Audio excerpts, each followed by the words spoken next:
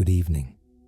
Tonight, you'll discover the secrets of cosmic snowballs, how ancient ice journeys through the darkness, and how these frozen travelers have shaped our understanding of the universe. 100 facts about comets that will guide you into the most peaceful sleep. But first, if you want more journeys like this, subscribe to the channel and leave a like right now, because in just a few minutes, you'll be too relaxed to move. Now then, make yourself comfortable. Let your body sink into your bed. Close your eyes. Tonight, I invite you on a journey through the outer reaches of our solar system, through fields of ice and dust, through the ancient memory of our cosmic neighborhood. 100 remarkable facts told slowly, gently, without haste. You don't need to remember them. You don't need to analyze them. Just listen and let these words become part of your dreams. Breathe evenly, deeply, and we begin. A comet is not a star that moves. For thousands of years, humans looked up and saw these bright objects streaking across the sky and called them hairy stars, from the Greek word comets, meaning long-haired. But comets are not stars at all. They don't burn with nuclear fire. They don't shine with their own light. They are something much more humble, much more beautiful. They are dirty snowballs, frozen remnants, ancient ice mixed with dust and rock, wandering through the darkness of space. Most of a comet is empty space. If you could hold a piece of comet in your hand, you'd be surprised by how light it feels, how delicate. The nucleus, the solid heart of a comet, is incredibly porous, like a cosmic sponge, full of tiny voids and chambers. Scientists estimate that comets are about 70 to 80% empty space, more gap than substance, more shadow than solid. Imagine holding something that looks dense, but is mostly nothing at all. The solid part of a comet, the nucleus, is surprisingly small. When you see a comet blazing across the night sky, with its magnificent tail stretching for millions of kilometers, you might imagine something enormous. But the actual nucleus, the frozen core, is often just a few kilometers wide, sometimes only hundreds of meters across.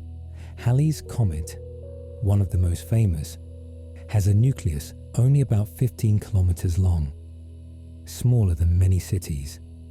And yet, from this tiny frozen heart comes all that glory, all that light, all that spectacle. Interesting, isn't it? Comets are made of the oldest material in our solar system. When our sun and planets were forming 4.6 billion years ago, not everything came together into spheres. Some material, the leftovers, was flung to the outer edges, to the cold, dark regions where the sun's warmth could barely reach. There, it froze and remained frozen, unchanged, preserved, like a time capsule, like a message from the very beginning. When we study comets, we're looking at the same material that existed when Earth was born, the same water, the same organic compounds. We're touching the memory of creation itself. There are two main types of comets: short-period comets and long-period comets. Short-period comets orbit the sun relatively quickly, in less than 200 years. They come from a region called the Kuiper Belt, beyond Neptune, where thousands of icy objects drift in the cold. Long-period comets take much longer, thousands of years, sometimes millions. They come from even farther away, from a vast spherical cloud called the Oort Cloud, surrounding our solar system like a distant shore. Two families of wanderers, two different homes, both returning in their own time to visit the sun. A comet has four main parts: the nucleus, the coma, the hydrogen envelope, and the tails. Each part tells a different story. Each part reveals a different mystery. Let's explore them, one by one, gently, as you relax deeper into your pillow. The nucleus is where everything begins. This frozen core, this dirty snowball, contains water ice, frozen gases, dust, and rock. When a comet is far from the sun, traveling through the cold outer regions, the nucleus is dormant, silent, just a dark, frozen chunk drifting through space. Nothing spectacular, nothing bright, just ice, waiting, preserved in the deep freeze of space. As a comet approaches the sun, everything changes. The ice begins to warm. The frozen gases begin to stir, slowly, at first, almost imperceptibly. Then, the ice starts to sublimate. That means it turns directly from solid to gas, without becoming liquid first, like dry ice on Earth, like morning frost disappearing in sunlight. And as this happens, jets of gas and dust burst from the surface, shooting out into space, creating something beautiful. The coma is the atmosphere of a comet. As gas and dust stream away from the nucleus, they form a glowing cloud around it. This cloud, this temporary atmosphere, is called the coma, and it can be enormous, truly enormous. While the nucleus might be only a few kilometers wide, the coma can grow to be larger than Jupiter, over 100,000 kilometers across, a tiny seed, creating a vast bloom, a small heart with an enormous soul. Around the coma is something even larger, something invisible to the naked eye, something we can only detect with special instruments: the hydrogen envelope. As water molecules in the coma break apart under the sun's radiation, they release hydrogen atoms. These atoms spread out, forming a huge, tenuous cloud. This hydrogen envelope can stretch for millions of kilometers, engulfing the comet in an invisible embrace. If you still haven't fallen asleep, imagine that. An invisible cloud, larger than anything we can see, surrounding something as small as a mountain. Space has a way of making the impossible routine. Then come the tails, perhaps the most beautiful part, the most striking, the reason humans have gazed at comets with wonder for all of history. A comet typically has two tails, sometimes more, the dust tail and the ion tail, each one created differently, each one pointing in its own direction. The dust tail is made of, well, dust. As the nucleus releases gas, it carries dust particles with it. These particles, tiny grains no bigger than smoke, are pushed away by the pressure of sunlight itself. Yes, sunlight has pressure, gentle but real. These dust particles reflect sunlight, creating a broad, curved tail, often yellowish or white. Because of the way the comet moves through its orbit, the dust tail often curves, following the path the comet has taken, like a memory, like a trail left behind. The ion tail is something different. The sun doesn't just emit light, it emits a stream of charged particles, called the solar wind. When this solar wind encounters the gas around a comet, it ionizes it, strips electrons away, charges it, and then the solar wind carries these ions straight away from the sun, directly away, no curve, just a straight line. The ion tail, often bluish in color, always points exactly away from the sun, like an arrow, like a compass, always showing the direction to the outer darkness. Here's something remarkable. Comet tails don't trail behind the comet like smoke from a rocket. When a comet is heading toward the sun, the tails point backward, which seems natural. But when a comet is leaving the sun, heading back to the outer solar system. The tails point forward, leading the way, because the tails aren't about where the comet is going. They're about where the sun is, always flowing away from our star, always fleeing the light. Some comets have been observed with multiple tails, 3, 4, even more.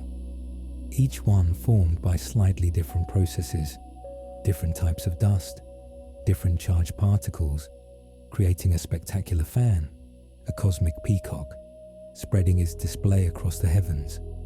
Can you imagine looking up and seeing not one tail, but a whole array, spreading across the sky?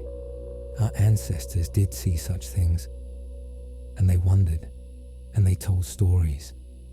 Most comets we see come from one of two places, the Kuiper Belt or the Oort Cloud, two vast reservoirs, two distant homes, each containing billions of frozen objects. Let your breathing slow as we journey to these distant regions, far beyond the planets we know. The Kuiper Belt begins beyond Neptune, about 30 astronomical units from the Sun. That's 30 times the distance from Earth to the Sun. It's a disc-shaped region, like a second asteroid belt, but much larger, much more distant, and much colder. Here, in the eternal twilight, thousands of icy objects orbit, frozen, dormant. Some are tiny, some are quite large.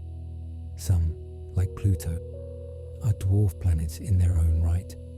The Kuiper Belt contains remnants from the formation of the solar system, material that never quite came together to form a planet, material that got scattered, flung outward by gravitational interactions, and so it remains, orbiting, waiting, until something, a gravitational nudge, a passing star perhaps, sends one of these objects inward, toward the sun, toward the warmth, toward transformation. Short-period comets, like Halley's Comet, come from the Kuiper Belt. They orbit the sun in relatively predictable patterns, returning every few years, or every few decades, or every couple of centuries. We can calculate their orbits, predict their returns, greet them like old friends.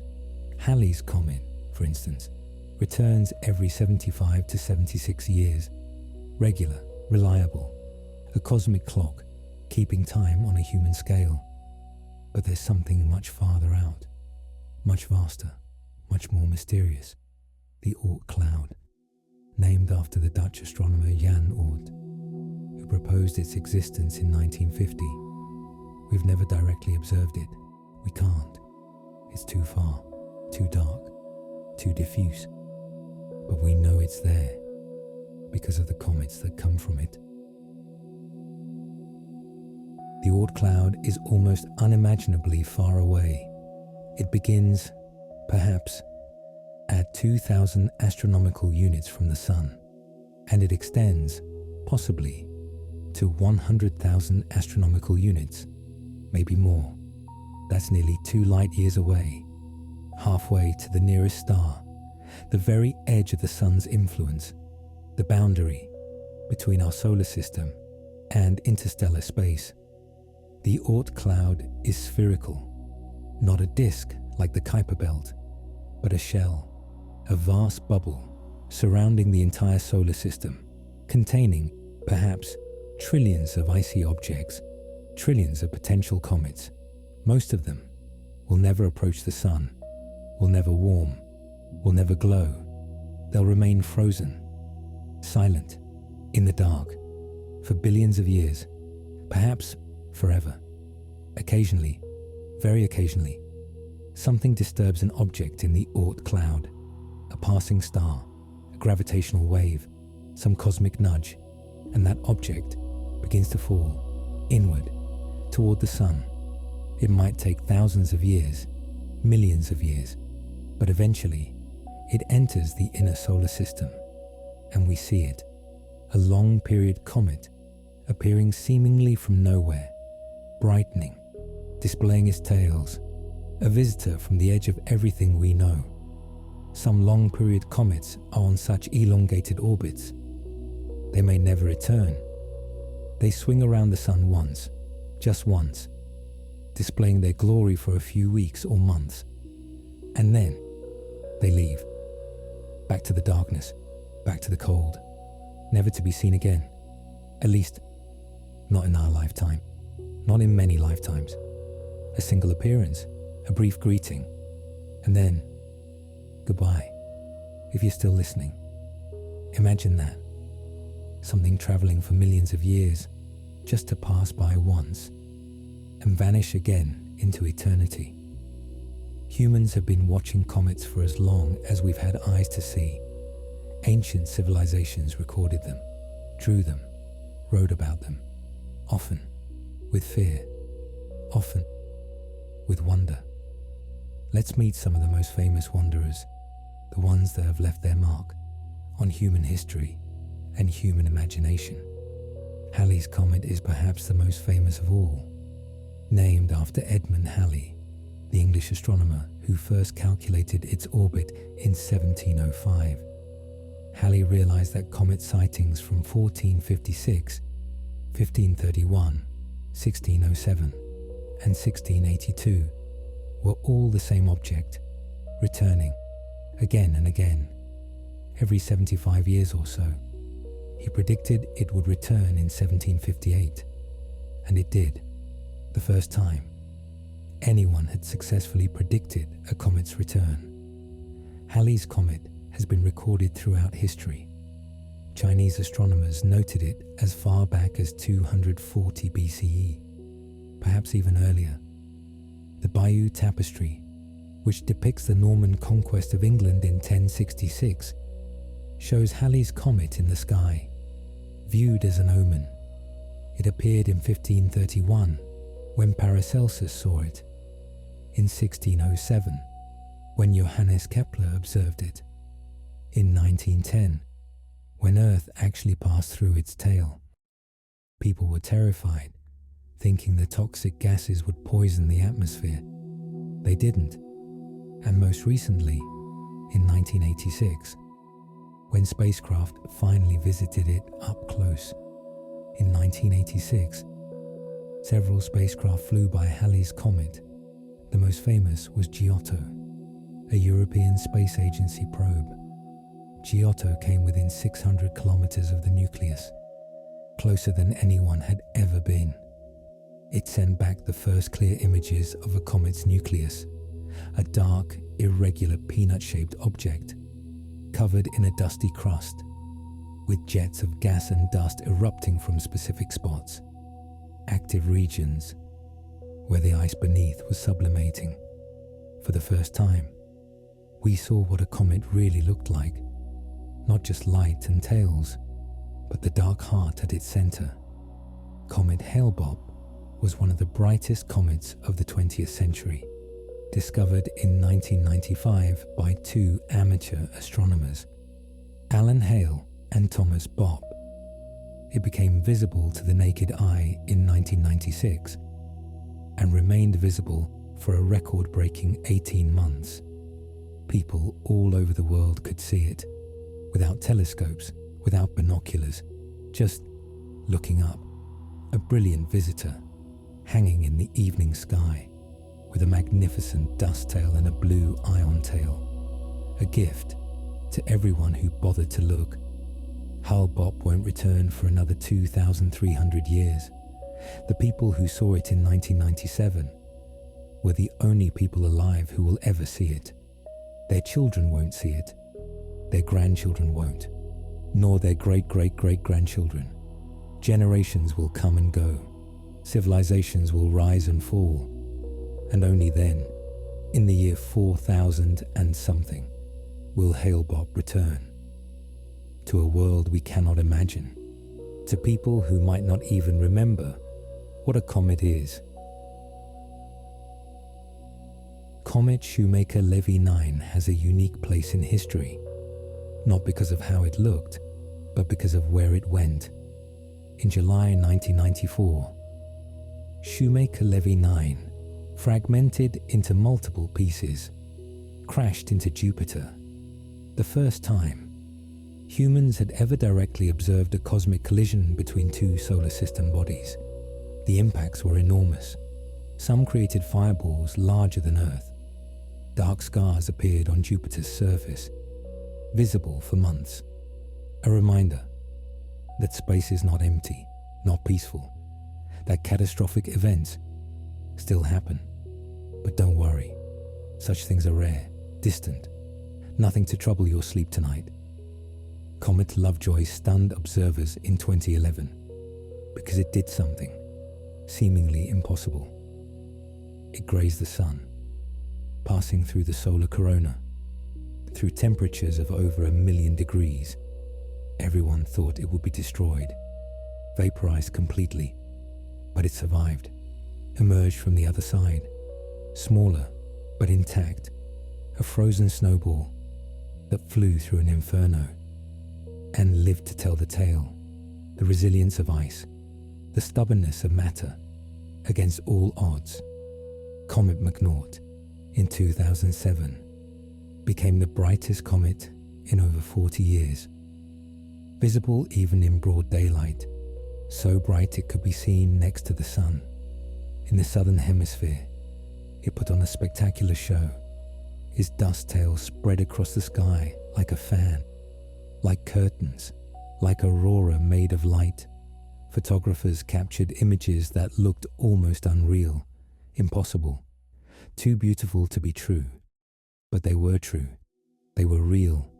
The universe, casually creating art. Not all famous comets were ancient. Comet ISON was discovered in 2012, expected to become the comet of the century when it approached the sun in 2013. Excitement built, expectations soared, but as it swung around the sun, ISON disintegrated, broke apart, vaporized. The comet of the century became the disappointment of the year, but in a way, that's beautiful too. The reminder that nature doesn't perform for us, doesn't follow our scripts. Things appear, things vanish, on their own terms. For most of history, comets were observed only from Earth. Distant lights, mysteries in the sky. But in recent decades, we've sent spacecraft to visit them, to orbit them, even to land on them. Let your mind drift as we journey with these robotic explorers into the realm of ice and dust. The first spacecraft to visit a comet was ICE, the International Cometary Explorer. In 1985, it flew through the tail of Comet Giacobini-Zinner, a brief encounter, a quick pass-through, but historic nonetheless. We had touched, however briefly, a comet's domain. In 2004, the Stardust mission did something extraordinary. It flew through the coma of Comet Wild 2 and collected dust samples, actual particles from a comet, captured in a special aerogel collector. Then, the spacecraft returned to Earth, parachuted the samples down into the Utah desert in 2006. For the first time, we had pieces of a comet here on Earth to study in laboratories. Those dust samples from Wild 2 contained surprises. Scientists expected to find only ancient, pristine material, stuff that had never been warm. But they also found minerals that form only at high temperatures, materials that must have formed near the sun and then traveled outward. This told us that the early solar system was more chaotic than we thought. Material mixed, moved, traveled vast distances. The solar system was a blender, mixing ingredients from everywhere. In 2005, the Deep Impact mission took a more aggressive approach. It fired a copper projectile about the size of a washing machine into Comet Tempel 1, creating a crater, kicking up debris, so scientists could see what was underneath the surface, what the pristine interior looked like. The impact created a flash brighter than the comet itself, a spray of material, and we learned that beneath the dark crust, the interior was lighter, fluffier, more porous than expected, like punching through a crusty bread to find the soft insides. But the most ambitious mission was Rosetta, launched in 2004. Rosetta took 10 years to reach its target. Comet 67P, Churyumov-Gerasimenko, a strangely shaped comet resembling a rubber duck, 2 lobes connected by a narrow neck, in 2014. Rosetta entered orbit around the comet, the first spacecraft ever to orbit a comet. It would stay there for 2 years, watching, studying, as the comet approached the Sun and came alive. Rosetta carried a small lander called Philae. On November 12, 2014, Philae separated from Rosetta and descended toward the comet. It was humanity's first attempt to land on a comet. The landing didn't go as planned. Philae's harpoons failed to fire.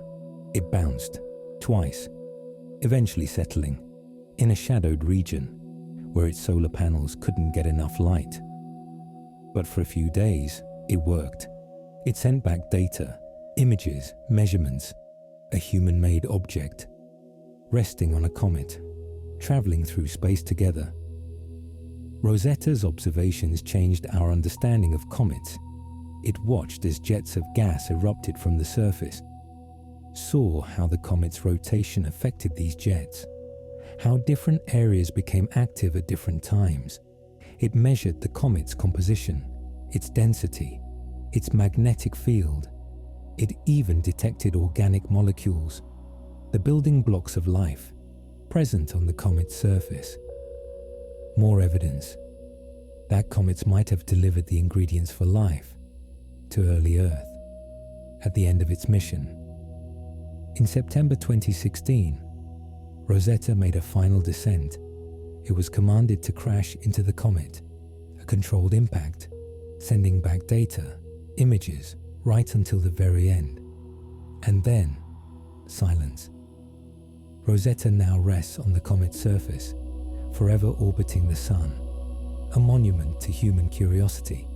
If you're still awake, imagine that. A spacecraft built by humans, now forever traveling with a comet, through the cold, through the dark, through eternity. In 2019, another comet made news. Comet 2I, Borisov. This wasn't from our solar system. It came from somewhere else. Another star system. The second interstellar object ever detected. The first confirmed interstellar comet. It passed through, briefly. Visitors from beyond. Tourists from another neighborhood. And then, it left, continuing its journey through the galaxy. A reminder that space is not divided into isolated systems, that objects wander, that the universe is connected. Scientists studied Borisov intensely during its brief visit. They found it was surprisingly similar to our own comets. Similar composition, similar behavior. This suggests that comet formation might be similar around other stars, that the processes we see here might be universal. The universe uses the same recipes over and over, different kitchens, same ingredients. Comets are essentially frozen museums. They contain pristine material from the birth of the solar system, unchanged, preserved. By studying them, we're reading the history book of our cosmic origins. Let these facts wash over you gently as we explore what comets teach us about existence itself. Water on Earth might have come from comets. Our planet formed hot, too hot for water to remain. But over time, as Earth cooled, water appeared, oceans formed. Where did all that water come from? One theory is that comets delivered it, thousands of them, millions perhaps, crashing into early Earth, each one bringing a small gift of ice, which melted, and accumulated until we had seas, rivers, the very water you might drink today. Some comets contain water very similar to Earth's oceans. Water molecules come in different types, different isotopes, regular water and heavy water containing deuterium. The ratio of regular to heavy water is like a fingerprint. Some comets have a ratio matching Earth's water almost exactly, others don't. This tells us that not all comets contributed equally, that the story is complex, nuanced. Some comets were family, others were strangers. Comets also contain organic compounds, amino acids, the building blocks of proteins, the foundation of life as we know it, complex carbon molecules, sugars, even nuclear bases, the components of DNA, found frozen in comets, traveling through space, the ingredients for life being delivered on ice. This leads to a profound possibility that life on Earth might have been seeded by comets. Not that living things came from space, but that the chemical building blocks did. That comets were like cosmic delivery trucks, bringing the raw materials, the starter kit. And here, on this warm, wet planet, those ingredients combined, evolved, became us.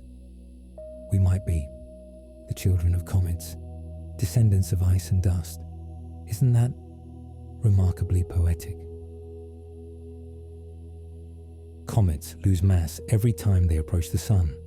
The ice sublimates, gases escape, dust is blown away. With each orbit, a comet becomes a little smaller, a little lighter. Eventually, after many, many passes, a comet might lose all its ice. What remains is just the rocky, dusty core, which might become an asteroid. Some asteroids we see today might once have been comets, long ago, before they exhausted their ice, retired comets, living out their final days as dark, silent stones. The gas and dust that comets release doesn't just vanish, it spreads out along the comet's orbit, creating a trail, a stream of debris. And when Earth's orbit intersects with one of these debris streams, we see something beautiful. Meteor showers, those shooting stars you see on certain nights. The Perseids in August, the Leonids in November. They're not stars at all. They're tiny particles, dust from comets, burning up in our atmosphere. Legacy trails, left by comets long gone, reminding us they were here. Some meteor showers have been observed for over 1,000 years. The Perseids, for instance, come from comet Swift-Tuttle. Ancient Chinese astronomers recorded these meteors as far back as 36 CE. Every August, Earth passes through the debris trail, and the sky lights up with the remnants of a comet that hasn't even visited us in decades. The past raining down on us in fire and light. Comets rotate, spin on their axes. Some rotate quickly, completing a full spin in hours. Others are slower, taking days. And this rotation affects how they release gas, creating spiral patterns in their tails, variations in brightness. They're not static, not frozen in place. They're dynamic, active, alive in their own way. Some comets break apart. The stress of heating and cooling, the force of gas eruptions, the gravitational pull of planets. Sometimes it's too much. A comet fractures, splits into pieces. Each piece then becomes its own small comet, siblings, following similar paths. We've watched this happen, seen comets divide, like cells splitting, creation through destruction, new beginnings from endings. For most of human history, comets were seen as omens, usually bad omens. Their sudden appearance, their brightness, their strange movement across the fixed stars, all of this unsettled people, made them wonder made them worry. Let these cultural memories, these ancient stories, lull you deeper into rest. In ancient China, comets were called broom stars, their tails sweeping across the heavens. They were often interpreted as signs of coming disaster, war, famine, the death of emperors. Chinese astronomers kept detailed records, noting when comets appeared. What followed? These records are some of the oldest astronomical documents we have. The ancient Greeks and Romans also feared comets. They saw them as disruptions to the natural order, signs that the gods were displeased. Aristotle believed comets were atmospheric phenomena, not celestial objects at all, but disturbances in the air. He was wrong, of course, but his opinion held sway for centuries. Sometimes, even the wisest can be mistaken. In medieval Europe, comets were associated with plague and catastrophe. When the Black Death swept through in the 14th century, a bright comet had appeared the year before. People made the connection, believed the comet had brought the disease, or warned of it. Fear seeks patterns, even when none exist. But not all cultures saw comets as evil. Some Native American tribes saw them as visitors, messengers. Some African cultures viewed them as ancestors, spirits returning from the sky. In Mexico, the Aztecs saw comets as transformative, agents of change, not necessarily bad, just change, which is neither good nor evil, just inevitable. Halley's Comet appears in the Bayeux Tapestry. This embroidered cloth, created in the 11th century, depicts the Norman conquest of England. In one panel, people look up at a comet in the sky, pointing, worried. The comet appeared in 1066, the same year as the conquest. King Harold, who would lose the Battle of Hastings, reportedly saw it as a bad omen. And perhaps, for him, it was the Star of Bethlehem, from the Christian nativity story, might have been a comet. Some scholars have suggested this. Others think it was a planetary conjunction or a supernova. We'll never know for certain. But the idea persists that a comet heralded a significant event, a birth, a beginning, for once associated with hope, with joy rather than fear. In 1577, a bright comet appeared. The astronomer Tycho Brahe observed it carefully, made precise measurements. He proved definitively that comets were beyond the moon, in the realm of the planets and stars. This challenged Aristotle's old ideas, showed that the heavens were not immutable, not unchanging. Objects moved there, appeared, disappeared. The universe was more dynamic than anyone had thought. Mark Twain was born in 1835, the same year. Halley's Comet appeared 74 years later, in 1909. Twain predicted, "I came in with Halley's Comet, and I expect to go out with it." In April 1910, Halley's Comet returned, and Mark Twain died. On April 21st, the comet had arrived, and he, as predicted, went out with it. A cosmic coincidence, or something more. We'll never know, but it makes a good story, and stories matter. When Halley's Comet returned in 1910, panic spread. Astronomers had detected cyanogen gas in comets' tails, a poisonous compound. Earth was predicted to pass through the comet's tail. Newspapers ran sensational headlines. People bought gas masks, sealed their windows. Some entrepreneurs sold comet pills to protect against the poison. But when Earth passed through the tail, nothing happened. The gas was too diffuse, too thin. We were fine. As always, fear sells, but reality is often gentler. A comet's brightness varies dramatically during its orbit. When far from the sun, it's invisible, dark, dormant, As it approaches, it brightens. The coma forms.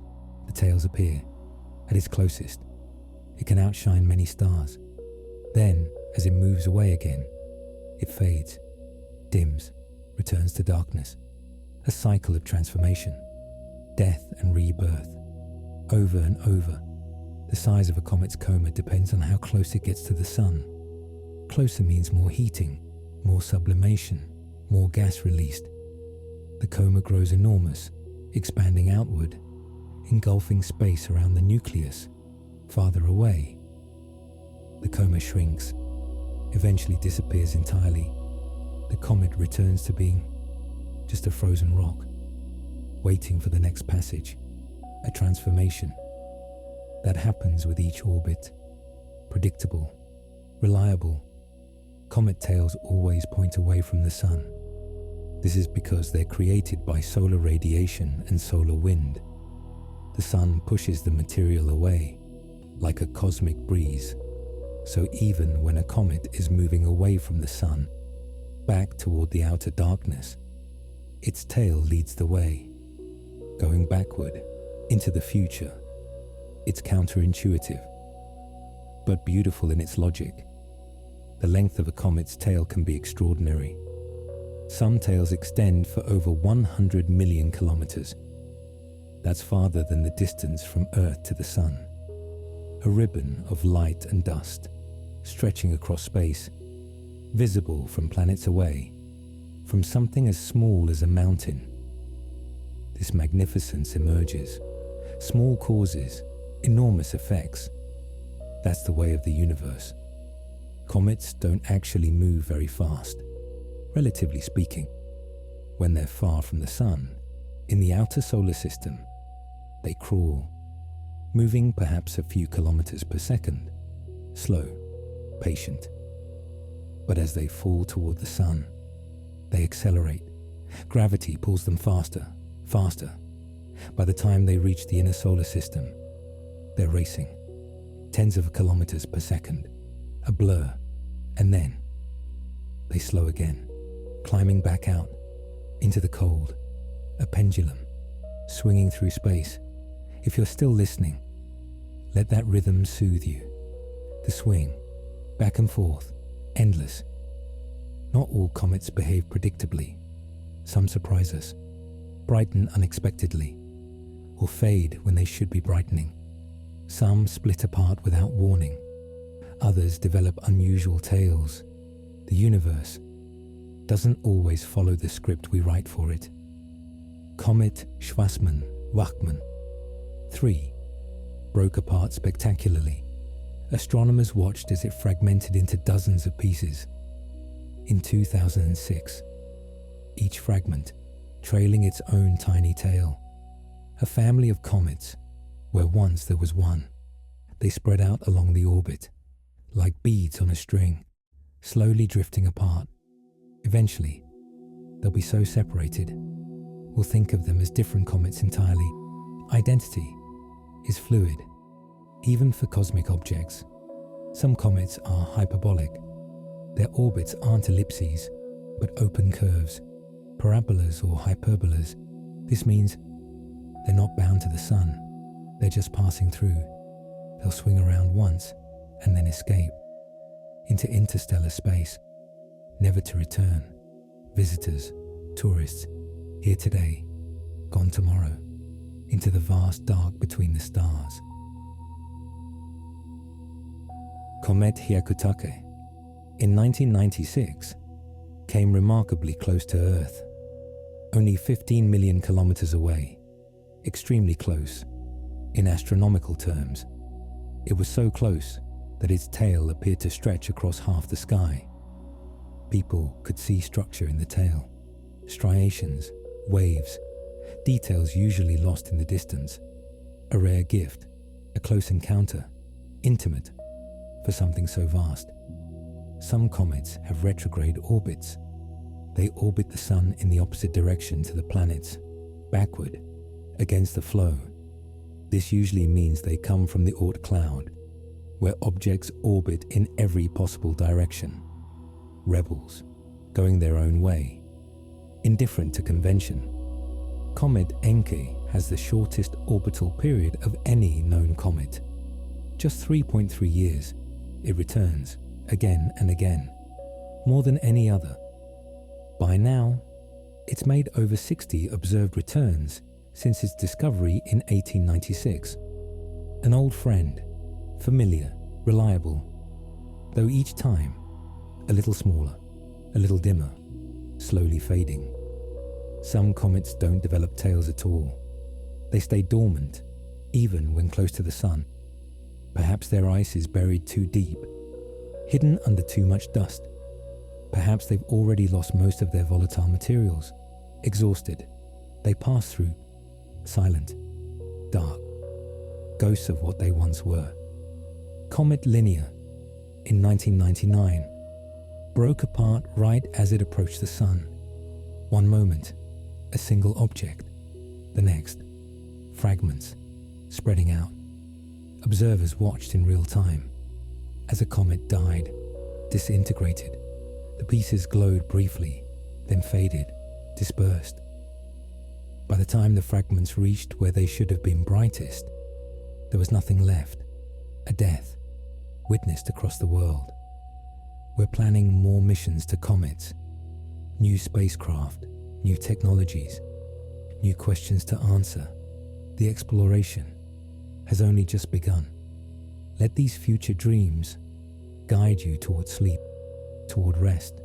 Scientists want to return more samples from comets, not just dust, but actual pieces of the nucleus, chunks of ice, frozen since the beginning, to study in detail, to unlock the chemical secrets, the history encoded in frozen water. There's talk of landing humans on a comet someday. Distant future, perhaps. But imagine, standing on a surface so dark it absorbs almost all light, looking up at a sky filled with stars, the sun, a bright point, not a disk, and beneath your feet, ice that's older than Earth. What would that feel like, to stand where no one has stood? Comets could potentially be mined. Their ice, valuable. Water in space is precious. You can drink it, breathe it after splitting into oxygen and hydrogen, use it as rocket fuel. A comet could be a gas station, a supply depot for future space travelers, the wanderers, becoming waypoints, rest stops in the cosmic journey. We're discovering new comets all the time. Automated surveys, watching the sky every night, finding faint objects, calculating orbits, announcing discoveries. Dozens of new comets every year, some bright, most faint. The census is nowhere near complete. There are so many more, waiting to be found. Some comets might contain clues about other solar systems, especially interstellar comets like Borisov, visitors from other stars, bringing samples of their home systems. By studying them, we learn about planet formation elsewhere, chemistry elsewhere, the universe sending us letters, if only we're patient enough to read them. Climate scientists study comets too, because comets' interaction with the sun teaches us about ice sublimation, energy absorption, particle dynamics, processes that also happen on Earth, with glaciers, ice caps, polar regions. Understanding comets helps us understand our own planet. Everything connects, everything teaches. Comets remind us how old the universe is. 4.6 billion years since our solar system formed. These icy wanderers have been traveling for all that time, while Earth formed, while life arose, while dinosaurs lived and died, while humans appeared. The comets just kept moving, patient, eternal. Comets remind us how connected everything is. The water in your body, the carbon in your cells. Some of it might have come from a comet billions of years ago. You are, quite literally, made of stardust and comet ice. Ancient travelers, now part of you. Comets show us that beauty doesn't last. Their tails fade, their brightness dims. Eventually, they crumble. But that's okay. That's natural. Nothing lasts forever. Not even the stars. Not even the universe itself. Impermanence is the rule, not the exception. And somehow, that makes the beauty more precious, more meaningful. For thousands of years, humans looked at comets and felt fear. Now, we look at them with wonder, with curiosity. We send spacecraft to visit them. We study them. We marvel. That's progress. Not technological, but philosophical. From fear to understanding. From dread to appreciation. That's the journey we're all on. Comets are proof that the universe creates beauty without purpose. No one designs a comet's tail. No artist plans its curve. It emerges from physics, from natural law, from simple rules repeated endlessly. And yet, it's breathtaking, meaningless beauty, purposeless wonder. Perhaps that's the most profound kind. There might be billions of comets in the Oort Cloud. Billions, each one unique, each one ancient. Most will never approach the sun, never warm, never shine. They'll remain frozen, silent, unknown, in the dark, forever. And that's perfectly fine. Not everything needs to be seen, to be known. Some mysteries can remain mysteries. The word comet appears in literature, in poetry, in songs, a metaphor for something fleeting, something brilliant, something that doesn't stay. Like a comet, people say, meaning brief, intense, unforgettable, and then gone. Words we use, borrowed from the sky. Children still wish on comets, seeing them in the sky, rare, special, making a wish, hoping, the way humans have always done, looking up, wanting, dreaming. Some things never change, even as everything else does. Comets will outlive us, long after humanity is gone. Whatever happens to us, comets will still be orbiting, still traveling, still glowing when they approach the sun, indifferent to our existence, older than our species, likely to persist long after. There's something comforting about that.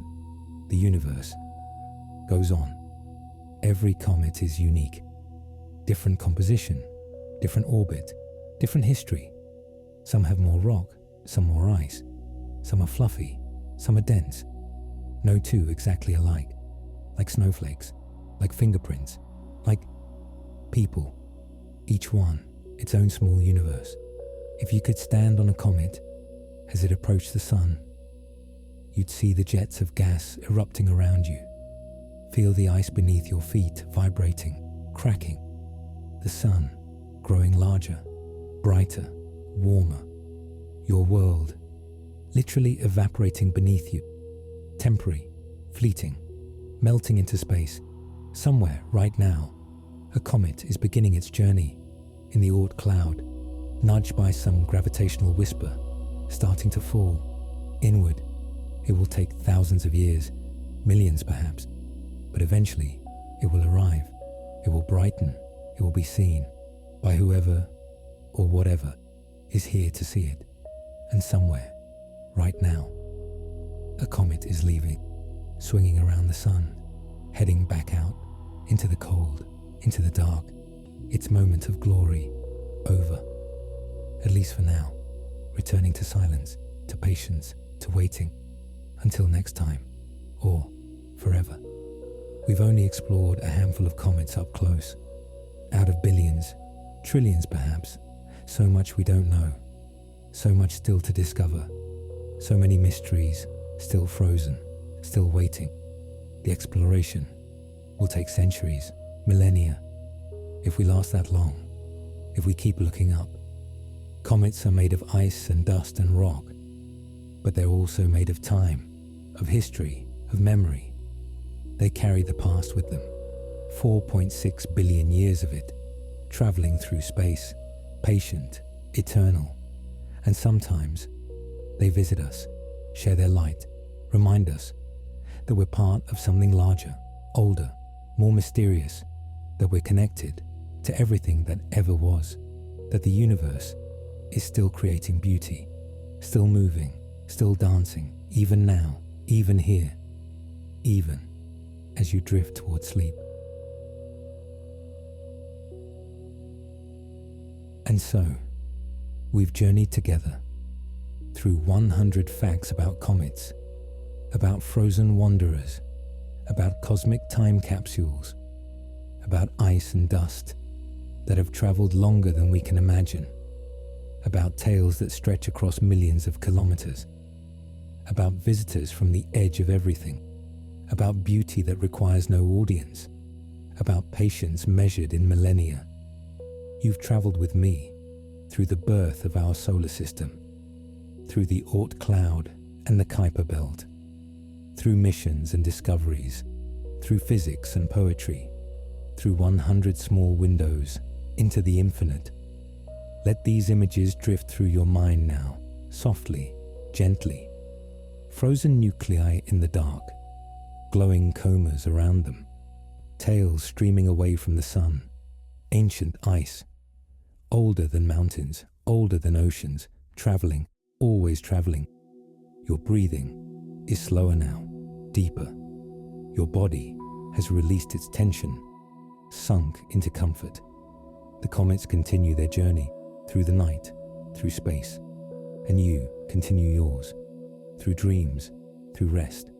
You are stardust, you are comet eyes, you are part of this vast ancient dance, and tonight, you rest, you dream, you let go. The universe will still be